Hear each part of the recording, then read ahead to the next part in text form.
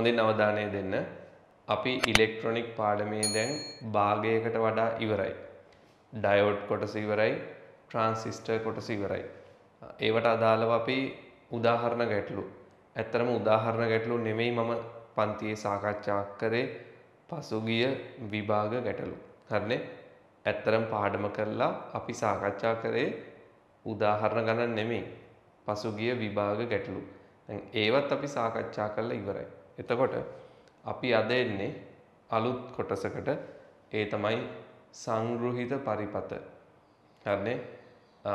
අපි කියනවා කාරකාත්මක වර්ධකය. කාරකාත්මක වර්ධකය IC. දැන් මේකේ විවිධ නම් තියෙනවා. ඒක පොඩ්ඩක් තේරුම් ගන්න. දැන් ඉන්ටිග්‍රේටඩ් සර්කිට් කිව්වම අනුකලිත පරිපත IC. ඔපරේෂනල් ඇම්ප්ලිෆයර්ස් කිව්වම කාරකාත්මක වර්ධකය. ඊළඟට යටින් දෙනවා සංග්‍රහිත පරිපත. මේ හැම වචනයක්ම භාවිතා කරන්නේ එකම උපාංගයක් වෙනුවෙන්. හරිනේ? මේ ඔක්කොම වචන පොදුවේ භාවිතා කරන්නේ එක උපාංගයක් වෙනුවෙන්.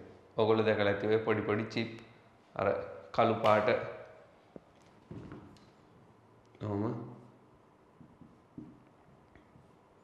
අඬු තියෙන්නේ කොහොම? එහා පැත්ත පේන්නේ චිප් IC. ඔන්න ඔව ගැන තමයි මේ පාඩමේ කතා කරන්නේ. හරිනේ? right. පළවෙනි පිටුවේ නෝට් එක තියෙනවා. අපි ඒක සාකච්ඡා කරගෙන ඉස්සරහට යමු. සංග්‍රහිත පරිපත. මීට පෙර අපි ඩයෝඩ හා ට්‍රාන්සිස්ටර් පිළිබඳව සාකච්ඡා කළෙමු. ඒවා මූලික ඉලෙක්ට්‍රොනික උපාංග වේ. ඩයෝඩ ට්‍රාන්සිස්ටර් කියන්නේ මූලික උපාංග. හරිනේ? මූලික උපාංග. ඒවා භාවිතා කර මූලික ඉලෙක්ට්‍රොනික පරිපත සාදයි. නමුත් බොහෝ ඉලෙක්ට්‍රොනික උපකරණවල එවැනි විද්‍යුත් පරිපත රාශියක් ඇත. පරිපත රාශියක් සම්බන්ධ කිරීමේදී පරිපතයේ දෝෂ සහගත වීමට වැඩි ඉඩක් ඇත. right. මේ ඉලෙක්ට්‍රොනික උපකරණවල ඩයෝඩයක්, ට්‍රාන්සිස්ටරයක් ඒ වගේ එකක් දෙකක් නෙමෙයි තියෙන්නේ. ඩයෝඩ් ට්‍රාන්සිස්ටර් කියන්නේ මූලිකම දේවල්. ඒ වගේ ගොඩක් එකතු කරලා තමයි සංකීර්ණ ඉලෙක්ට්‍රොනික පරිපත හදන්නේ. හැබැයි ඩයෝඩ් ට්‍රාන්සිස්ටර් ගොඩක් එකපාරට භාවිතා කරනකොට ඒවා අපි පරිපතයට අමුණන්න ඕනේ. දෝෂ ඇති වෙන්න පුළුවන්. නිකන් සරලම උදාහරණයක් විදිහට හිතන්න. ඕගොල්ලොන්ට අවස්ථාවක් ලැබුණේ නැහැ. හරිනේ? ඕගොල්ලොන්ට ඉතින් ඉස්කෝලේ යන්න අවස්ථාවක් ලැබුණේ නැහනේ. වාසනාවන්ත දරුවෝ සෙට් එකක් ඉස්කෝලේ යන්නවත් අවස්ථාවක් ලැබුණේ නැහැ. පාසල් ගියා නම් ධාරා විද්‍යුතයේ ප්‍රැක්ටිකල් ටික කරා නම් මීටර් හේතුව විභවමානය පරීක්ෂණ කරනකොට පැහැදිලි වෙනවා. කරේ නෑ හොඳ. ඇත්තටම කරන්න ඕන. ප්‍රැක්ටිකල් කරා නම් පැහැදිලි වෙනවා. විභවමානයේ උපකරණ ටික අටවන කොටත් පරිපතේ වර්ධිනවා. බොහොම සරල පරිපතයක්. විභවමානෙට ප්‍රතිරෝධ පෙට්ටිය, කෝෂය ඔය ටික සම්බන්ධ කරගන්න කොටත් ගොඩක් වෙලාවට පරිපතේ වර්ධිනවා. ඉතින් ඒකත් වර්ධිනවා නම් ඩයෝඩ් ට්‍රාන්සිස්ටර් ගොඩක් අමුණනකොට වර්ධින එක බොහොම සාමාන්‍යයි. හරිනේ? විද්‍යුත් පරිපතයක ඉලෙක්ට්‍රොනික පරිපතයක ඉලෙක්ට්‍රොනික උපාංග ගොඩක් තියෙනවා නම් සම්බන්ධ කිරීමේදී දෝෂ මතුවෙනවා. ඒක ගැන තමයි කියන්නේ. එමෙන්ම පරිපත රාශියක් ඇති විට උපකරණයේද විශාල වේ. ඇත්තනේ? පරිපත ගොඩක් තියෙනවා නම් ඒ ඔක්කොටම ඉඩ ඕන. එතකොට උපකරණ විශාල වෙනවා. දැන් ඉස්සර මූලිකම අවධියේදී ඔයගොල්ලෝ සමහරට අහලත් ඇති නිපදවපු පරිගණක මූලිකම අවධියේ නිපදවපු පරිගණක ගෙයක් විතර විශාලයි කියනවා. දැන් ඇත්තටම සමහර ළමයි හිතන් ඉන්නේ ගෙයක් විතර විශාලයි කිව්වම මේ ඩිස්ප්ලේ එක තමයි ගෙයක් විතර විශාල කියලා. ඇත්තටම ඉස්සර පරිගණක වැඩි දියුණු කරේ ගණිත කර්ම සඳහා පමණයි. හරිනේ? ගණනය කිරීම සඳහා තමයි පරිගණක වැඩි දියුණු කරේ. එතකොට ඒ ගණිත කර්ම වලට අදාළ ප්‍රතිඵල බලා ගන්න බොහොම පොඩි ඩිස්ප්ලේ එකක් තමයි අවශ්‍ය වුනේ. බොහොම පොඩි එකක්. නමුත් ඒ ගණිත කර්ම සිදු කිරීමේ පරිපත ගබඩා කරන්න තමයි ලොකු ඉඩ කඩක් අවශ්‍ය වුනේ. පැහැදිලි? එතකොට මූලික අවධියේදී පරිගණකයක් කියන එක ඊටමත් දැවැන්ත නිර්මාණයක්. ඊටමත් විශාල නිර්මාණයක්. හරිනේ? ප්‍රමාණයෙන් විශාලයි. එතකොට කියනවා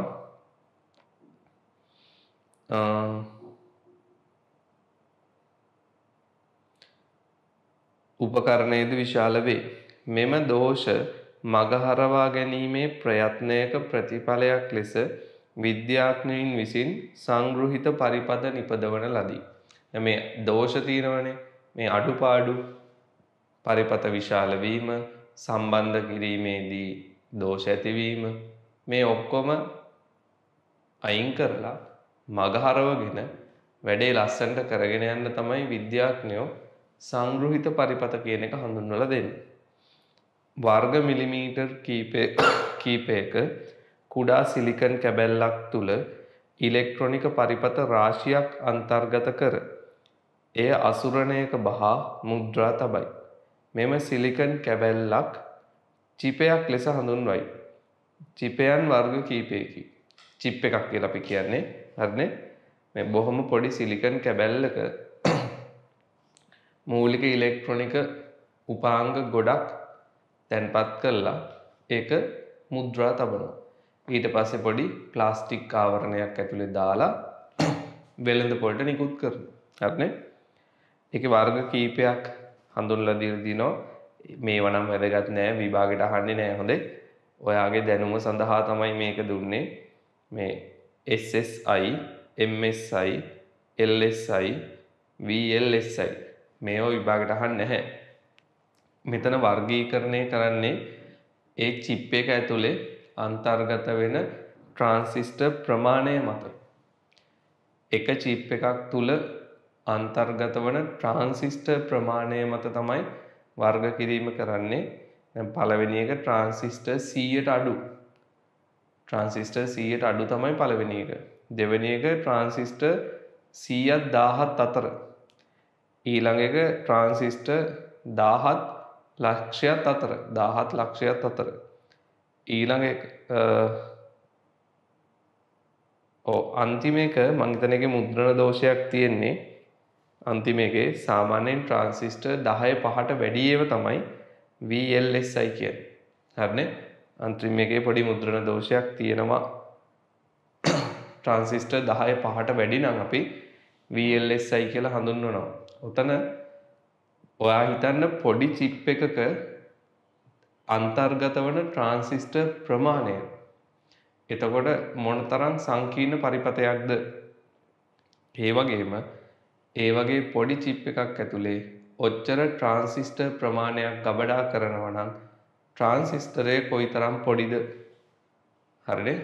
ඔන්න ඕක තමයි දැන් පවතින දියුණුව. වර්තමාන දියුණුව ගැන කතා කරනවා නම් මීටත් වඩා ගොඩක් ඉස්සරහින් තියෙන. හරිනේ? මේ කතා කරන්නේ 1990 ගණන් වල වගේ තාක්ෂණය ගැන. වර්තමාන තාක්ෂණය පවතින්නේ ගොඩක් ඉදිරියේ. හරිනේ? ගොඩක් ඉදිරියේ. දැන් සාමාන්‍යයෙන් ක්වොන්ටම් සුප්‍රමසි ලෙවල් එකට ඇවිල්ලා තියෙන්නේ. හරි?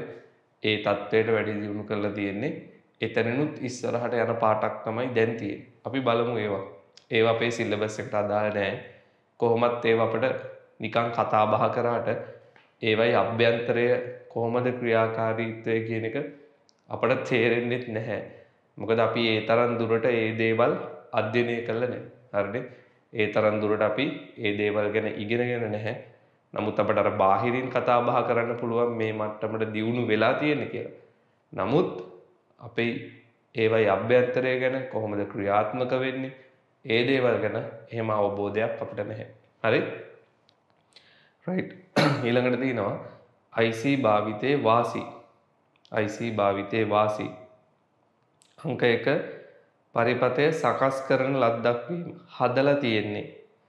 හරිනේ අර කඩෙන් ගෙන පැකට් කරපු කෑම වගේ හදලා තියෙන්නේ. දෙක පරිපතේ ඊට කුඩා වීම. එතකොට අපිට භාවිතයේ පහසුයිනේ. තුන්වෙනි එක පරිපතේ හොඳින් ආරක්ෂා වීම. මුද්‍රා තියලා තියෙන්නේ. ඉතින් ආරක්ෂිතයි. හතර ධාරිතාවය සහ ප්‍රේරිත බලපෑම් අඩුවීම. ධාරිතාව කියන්නේ විද්‍යුත් ධාරිතාව ප්‍රේරණය වීම. ඔතන විද්‍යුත් ප්‍රේරණය සහ චුම්බක ප්‍රේරණය දෙකම බලපානවා. ප්‍රේරණය වීම බලපෑම අවම වීම. පස්වෙනි එක වියදම අඩුවීම. හයවෙනි එක දෝෂ අඩුවීම සහ වැඩි කල් පැවැත්ම. දැන් කල් පැවැත්ම වැඩි ගොඩක් වෙලාවට. ඔයගොල්ලෝ හිතන්න මම නිකන් සරල උදාහරණයක් කියන්නේ අපි හිතමු පෙන් ඩ්‍රයිව් එකක් ගන්නවා නම් අන්නේ USB පෙන් ඩ්‍රයිව් එකක් සමහර ලාවට වොරන්ටි දෙන්නේ ලයිෆ් ටයිම්. ඒ කියන්නේ ජීවිත කාලයට මේක භාවිතා කරන්න පුළුවන් කියලා ඒගොල්ලෝ වගකීමක් ගන්නවා. ඒ පරිපතේ කල් පැවැත්ම ගැන ඒගොල්ලන්ට විශ්වාසයක් තියෙනවා. ඒකනේ ලයිෆ් ටයිම් වොරන්ටියක් දෙන්නේ. පැහැදිලිද මං කියන්නේ? අන්න ඒ වගේ දේවල් තියෙනවා. හරිනේ? වැඩි කල් පැවැත්මක් තියෙනවා. රයිට් ඊළඟට තියෙනවා IC අග්‍ර අංකණය කිරීම කියලා. දැන් මේකේ අපි IC එකක් ගත්තොත් එක්ක මේකේ ඔහොම කට්ටයක් තියෙනවා. එහෙම නැත්නම් පොඩි තිතක් තියෙනවා. අපි කට්ටය ඒ අර පොඩි කට්ටයක් කපලා තියෙනවා. නැත්නම් ඩොට් එකක් තියෙනවා. සිදුරක් වගේ එකක් පොඩි. මේක උඩ පැත්තට සිදුර වම් පැත්තට හරව ගන්නවා. හරිනේ? මේ කට්ටේ කපපු කෑල්ල උඩට සිදුර වම් පැත්තට හරව ගන්නවා. එහෙම හැරවුවාම මේකේ තියෙනවා පින්.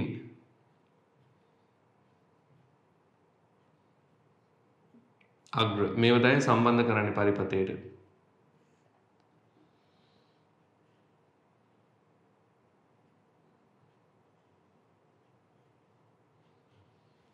නම් කරන්නේ එක මෙතනින් කට්ටේ උඩට තිත වමට 1 2 3 4 5 6 7 8 ඔය පිළිවෙලට. හරිනේ? පින් 8ට වැඩි නම් වෙන්න පුළුවන්. ඊට වඩා වැඩි. චිප් එක දිගයි.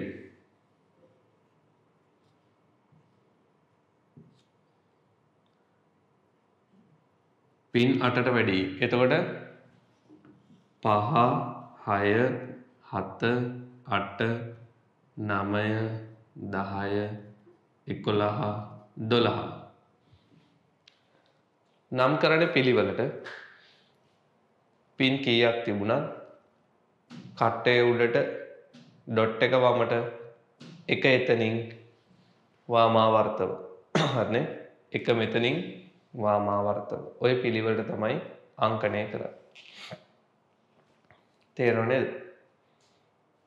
රයිට්. දැන් ඊළඟට තමයි අපි කාරකාත්මක වර්ධකය ඒකේ අභ්‍යන්තරය ගැන කතා කරන්න පටන් ගන්නේ.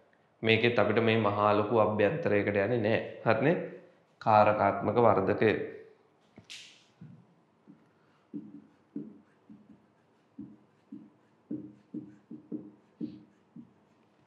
හොඳින් අවධානය දෙන්න.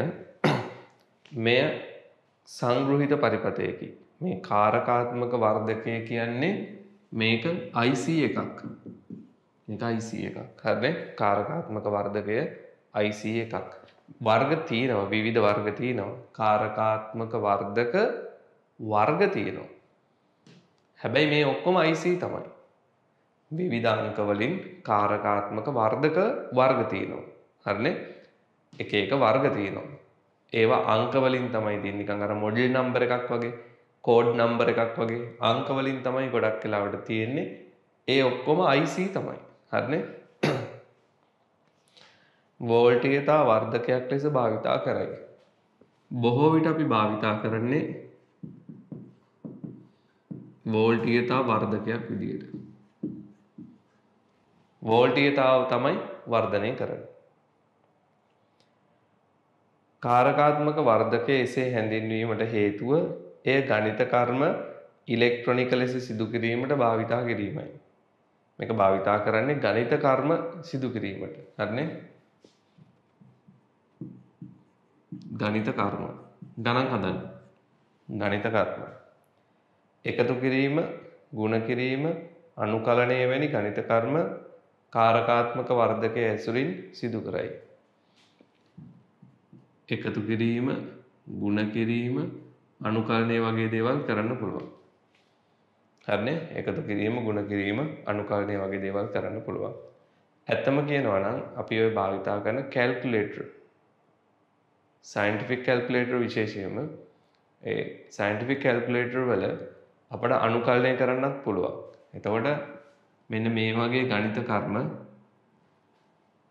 විද්‍යාත්මක ගණක යන්ත්‍ර සයන්ටිෆික් කැල්කියුලේටර් වල තියෙන්නේ කාරකාත්මක වර්ධක. කැල්කියුලේටර් වල තියෙන්නේ කාරකාත්මක වර්ධක. හරිනේ? ඊළඟ මේකේ පරිපත සංකේතය දීලා තියෙනවා. මේ තියෙන පරිපත සංකේතය හොඳේ. උපාංගයේ හැඩය නෙමෙයි.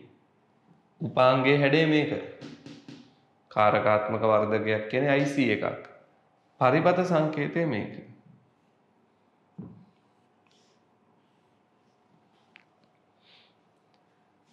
මේ පැත්තේ අග්‍රය අපි ඍණ, මේ පැත්ත ධන එහෙමයි ගන්නෙ.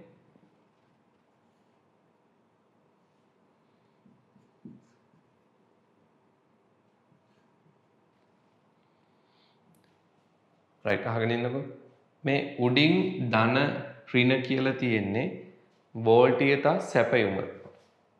වෝල්ටීයතාවයේ සපයන්නේ එතනට. දැන් උපකරණ ක්‍රියාත්මක වෙන්න වෝල්ටේජ් එකක් ඕනේ. ඊළඟට මේ පැත්ත ඉන්පුට් ප්‍රධාන අග්‍ර දෙකක් තියෙනවා. මේක ඍණ ප්‍රධානය, මේක ධන ප්‍රධානය. ඉන්පුට් දෙකයි. මේක අවුට්පුට් එක.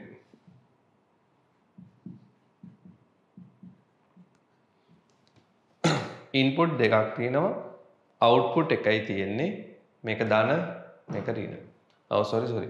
මේක වෝල්ටීයතා සැපයුම.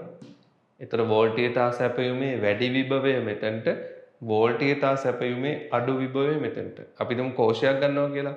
එහෙනම් කෝෂයේ ධනාග්‍රය මෙතනට, ඍණාග්‍රය මෙතනට.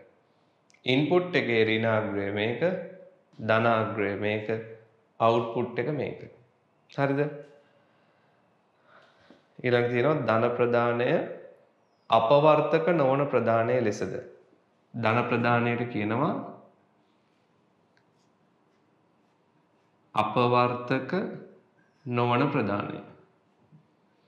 එතකොට ඍණ ප්‍රදානයට කියන්නේ අපවර්තක ප්‍රදානය. මේක අපවර්තක නොවන, මේක අපවර්තක. හරිනේ? හඳුන්වයි. කාරකාත්මක වර්ධකයට වර්ධනය කරගත යුතු සංඥාව ප්‍රදානය කිරීමට අග්‍ර දෙකක් ඇත. අපි වෝල්ටීයතා වර්ධකයක් විදිහට භාවිතා කරන්නේ. ඒතර වෝල්ටීයතා වර්ධකයක් විදිහට භාවිතා කරනවා නම් අපි වෝල්ටීයතා සංඥාවක් මේකට ඇතුල් කරන්න ඕන.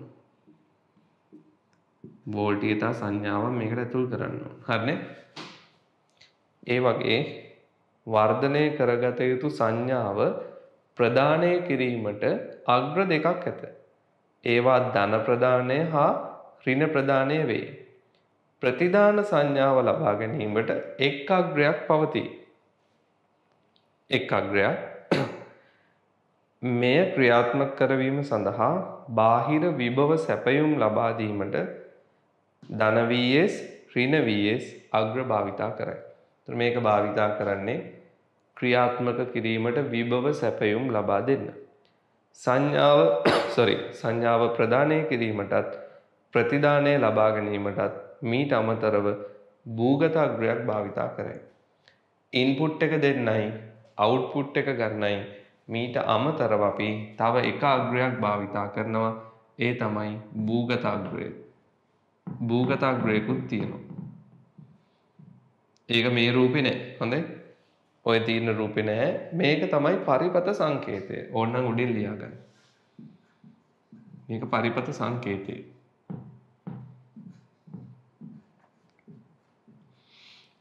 හරිනේ මේක තමයි පරිපත සංකේතය පැහැදිලිද මේක පරිපත සංකේතය ඉන්පුට් අග්‍ර දෙකක් තියෙනවා ප්‍රධාන අග්‍ර දෙකයි ඍණ එක අපවර්තක ධන එක අපවර්තක නොවන අවුට්පුට් එක එතකොට ඉන්පුට් එක දෙන්නයි අවුට්පුට් එක ගන්නයි තව අමතරව භූගත අග්‍රයක් භාවිතා කරනවා හරිනේ අමතරව අපි යමු එහා පැත්තේ පිටුවට බාහිර වෝල්ටීයතා සැපයුම් හා භූගත අග්‍රය එක්කල විට කාරකාත්මක වර්ධකය පහත පරිදි වේ. අන්න දැන් තියෙනවා බාහිර වෝල්ටීයතා එහෙම දීලා කොහොමද වැඩේ වෙන්නේ කියලා. මම ඒක මෙතනින් අඳින්නම්.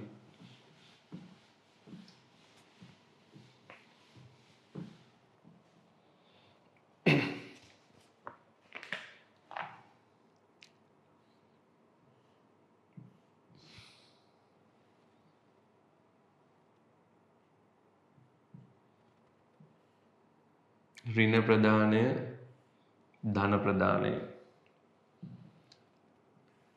ධන vs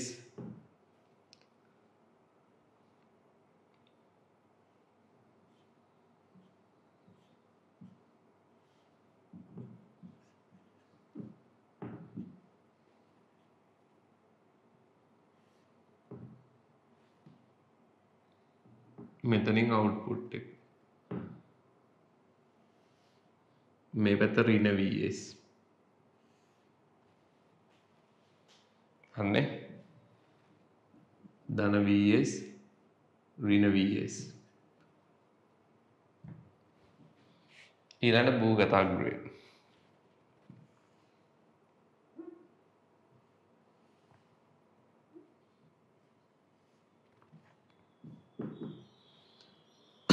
අපි ධන අග්‍රයට ඉන්පුට් එක දෙනවා නම් මෙතනින් දෙන්නේ. භූගත අග්‍රයයි ධන අග්‍රයයි අතරින් තමයි ඉන්පුට් එක දෙන්නේ. ඍණ අග්‍රයට දෙනවා නම් මෙතනින් දෙන්නේ.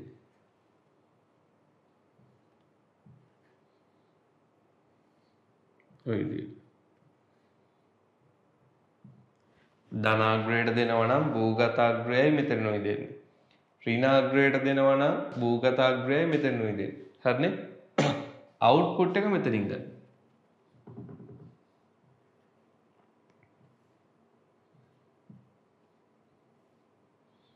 භූගත අග්‍රයයි ප්‍රතිදානයේ අතරින් තමයි අවුට්පුට් එක ගන්න.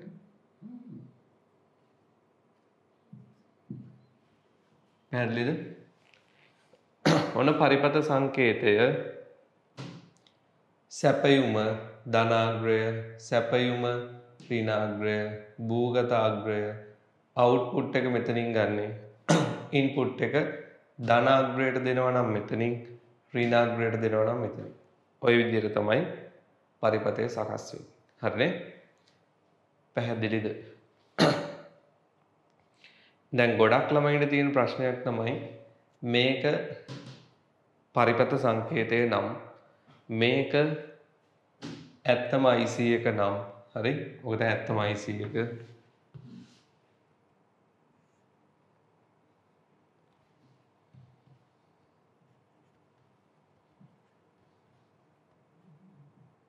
මේ දෙක කොහොමද සංසන්දනය කරන්න කියන එක මේක පරිපත සංකේතය නම් මේක ඇත්තම එක නම් මේ දෙන්න කොහොමද සංසන්දනය වෙන්නේ? දැන් අපිට ඇත්තටම පේන්නේ නෑ මෙහෙම එකක්.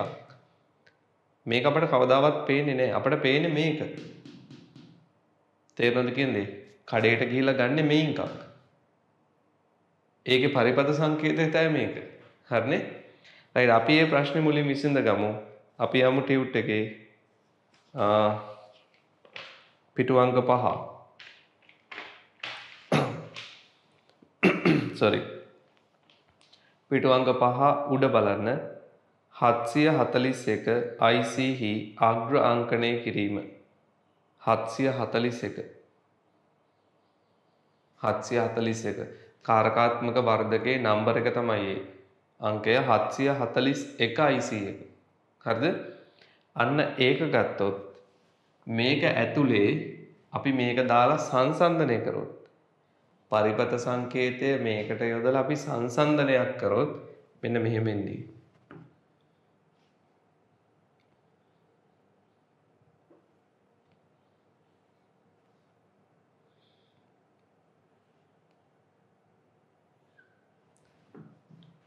ඍණාග්‍රය මම ටිකක් ලොකුවට අඳින්නද?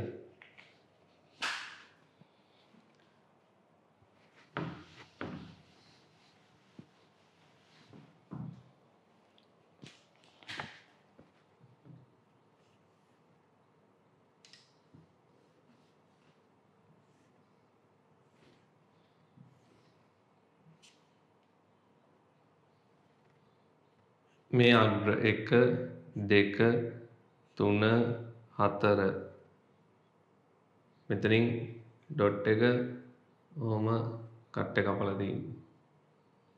1 2 3 4 5 6 7 8 ඔහම හිතන්නකෝ. එතකොට පරිපත සංකේතය මේක ඇතුළට දැම්මොත් දෙවැනි අග්‍රය සම්බන්ධ වෙන්නේ මෙතනට ඍණ එකට. තුන්වෙනි අග්‍රය සම්බන්ධ වෙන්නේ මෙතනට ධන එකට. හරිද? එතකොට මේ අපි ඇත්තටම අපි IC එක ගත්තාම 741 කියන IC එකේ දෙවෙනි පින් එක තමයි මෙන්න මේ අග්‍රය. 741 දෙවෙනි පින් එක තමයි මේක ඍණ එක. තුන්වෙනි පින් එක තමයි ධන එක. ඊළඟ 6 වෙනි පින් එක තමයි අවුට්පුට් එක. මේක තමයි අවුට්පුට් එක.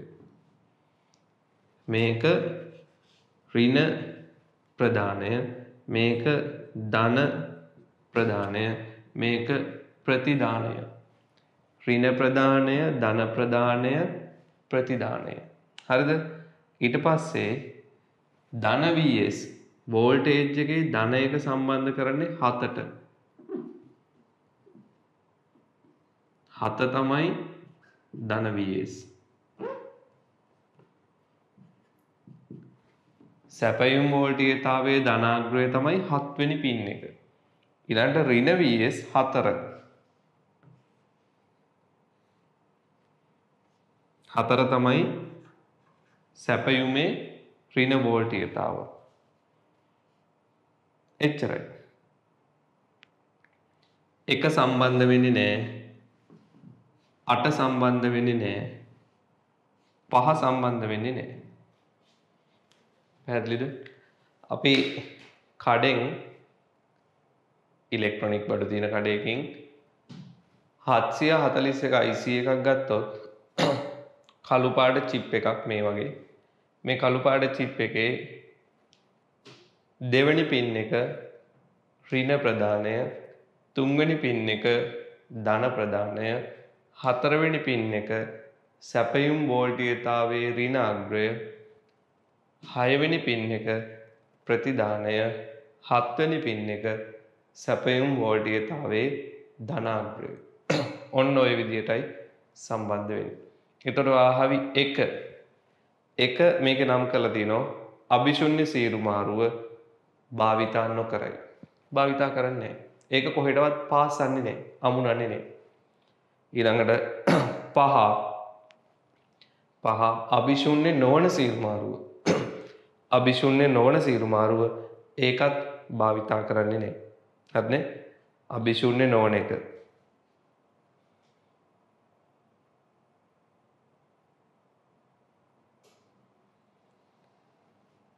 හරිද? අභිශුන්‍ය නොවන එක. ඒකත් භාවිතා කරන්නේ නැහැ. ඊළඟට 8 ඒකත් භාවිතා කරන්නේ නැහැ. දැන් අපි මේ IC එක අරගෙන පරිපතේ සර්කිට් බෝඩ් තියෙන්නේ අර සිදුරු තියෙන සර්කිට් බෝඩ් එකට මේක පාස්සනවා නම් 1යි 5යි 8යි පාස්සන්නේ නැහැ. අනිත් ඒවා තමයි සම්බන්ධ කරන්නේ. හරිනේ? අනිත් ඒවා තමයි සම්බන්ධ කරන්නේ. පැහැදිලිද? එතකොට දැන් ඔන්න මම එකපාරටම පළවෙනි පිටුවෙන් ගියේ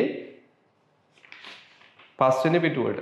දැන් පළවෙනි පිටුවේ අපි කතා කරේ කාරකාත්මක වර්ධකය පරිපත සංකේතය අග්‍ර. එතකොට ප්‍රායෝගිකව කාරකාත්මක වර්ධකයක් මිලදී ගත්තාම අපට ලැබෙන්නේ මේක. මේක පරිපත සංකේතය විතරයි. හොඳේ. මේ පරිපතයට අදාළ අග්‍ර මෙන්න නම් කරා. අග්‍ර 3ක් භාවිතා කරන්නේ නැහැ. අපි භාවිතා කරන අග්‍ර ටික නම් කරලායි තියෙන්නේ. කොබන් මේක පැහැදිලිව ඇත උස්සන්න. මේ කතාව පැහැදිලිද? මේ පරිපත සංකේතය මේ ප්‍රායෝගික යෙදීම ඇත්තටම තියෙන්නේ මේ විදිහට.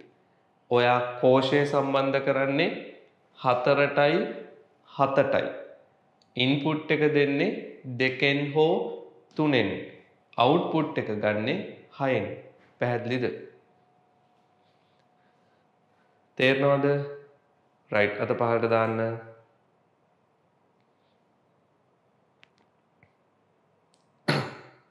මේමයි දැන් සමහර වෙලාවට O level IT එහෙම කරපු ළමයි ඇති. ඒ වගේම ඉලෙක්ට්‍රොනික පරිපත ගැන දැනුමක් තියෙන ළමයිනුත් මෙතන ඇති. සමහර ලාවට. ඉතින් ඒගොල්ලෝ මීට වඩා දෙයක් දන්නවා. හරිනේ? මේ අපි කතා කරන්නේ මූලිකම දේවල් පමණයි. සමහර ළමයි ඇත්තටම ඉලෙක්ට්‍රොනික සර්කිට් හදනවා. ඒගොල්ලොන්ට ඔය ඇලාම් සිස්ටම් මනම් ඒව ගැන හොඳ දැනුමක් තියෙනවා. හරිද? ඒක ගොඩක් හොඳයි. ඒ වගේ දැනුමක් තියෙනවා නම් ඒව තව දුරටත් වර්ධනය කරගන්න. මේ කතා කරන්නේ මූලිකම කරුණු ටිකක් විතරයි. හොඳේ? මූලිකම කරුණු ටිකක් විතරයි.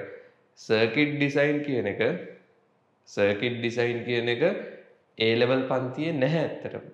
ඔයා කැම්පස් ගිහිල්ලා එතනින් එහාට ඉලෙක්ට්‍රොනික ඉගෙන ගන්නවා නම් විශ්වවිද්‍යාල මට්ටමේ ඉලෙක්ට්‍රොනික ඉගෙන ගන්නවා නම් තමයි ඩිජිටල් ඩිසයින්, සර්කිට් ඩිසයින් කියන එක තියෙන්නේ. ඒක වෙනම කතාවක්. ඒව මීට වඩා ගොඩක් සංකීර්ණයි. මේ කතා කරන්නේ මූලිකම කරුණු පමණයි. හරිනේ? right. ඊළඟට අපි ආපහු එමු දෙවෙනි පිටුවට. බාහිර වෝල්ටේජතා සැපයුම් හා භූගත අග්‍රය එක්කල විට පහත පරිදි වේ. ඒක තමයි මේ තියෙන්නේ. ඊළඟට හොඳට මතක තියාගන්න අපි කාරකාත්මක වර්ධකය භාවිතා කරන මූලික ආකාර දෙකක් තියෙනවා.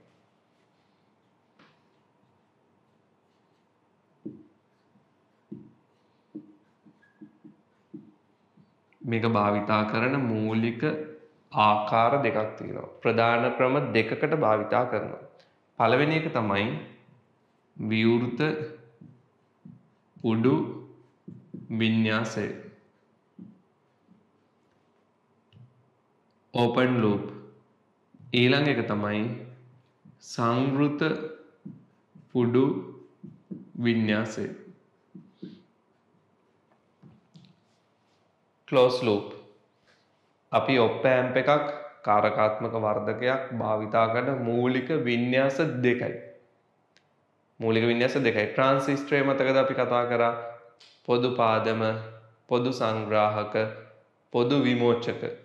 ඒකේ මූලික වින්‍යාස 3ක් කතා කරා. හැබැයි මේ වින්‍යාස 3න් අපට වැදගත් උනේ පොදු විමෝචක. කාරකාත්මක වර්ධකේ මූලික වින්‍යාස දෙකක් කතා කරනවා. විවෘත පුඩු වින්‍යාසය, සංවෘත පුඩු වින්‍යාසය. හරිනේ? මේ දෙකෙන් මුලින් ඉගෙන ගන්නේ විවෘත පුඩු වින්‍යාසය. පැහැදිලිද?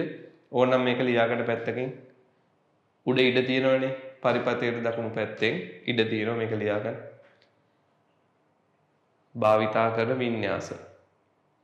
ඒකෙන් මුලින් ඉගෙන ගන්නේ විවෘත පුඩු වින්‍යාසය.